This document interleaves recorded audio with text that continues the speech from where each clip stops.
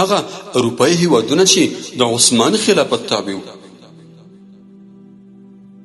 اول بلغاریا 545 کاله، دویم سربستان 400 کاله، دریم یونان 400 کاله، څلورم مونتینیګرو جمهوریت 549 کاله، پنځم بوسنیا 549 کاله، شپږم کرواسی 549 کاله، اووم مقدونیا 490 کاله، اتم سلوفینیا 250 کاله، نهم رومانیا 490 کاله، لسم سلواکیا 60 کاله، یولسم مجارستان 160 کاله، دولسم مولدوفیا مالدیو 490 کاله، دیارلسم اوکراین 308 کاله، څوارلسم آذربایجان 15 کاله، پنځلسم ګرجستان 400 کاله، شپاړسم ارمنستان 60 کاله، ولسم قبرص جنوبي 293 کاله، اتلسم قبرص شمالي 293 کاله، نولسم د روسیې جنوبي ځمکې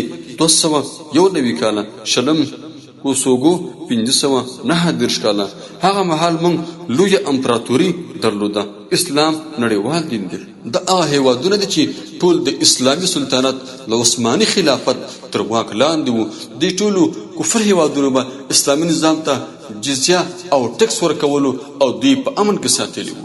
د هغه وخت چې د مسلمان په یو لاس کې قرآن او بل لاس کې توره وه، کله چې قلم بې تورې شي نو قلم حق نشي لیکلی، او کله چې توره بې قلمه شي نو توره ظلم کوي. نو باید مسلمانان په یو لاس کې قلم په بل لاس کې توره ونیسي، ځکه چې بې تورې قلم نشي فاتح کېدلی او بې قلمه توره نشي فاتح کېدلی.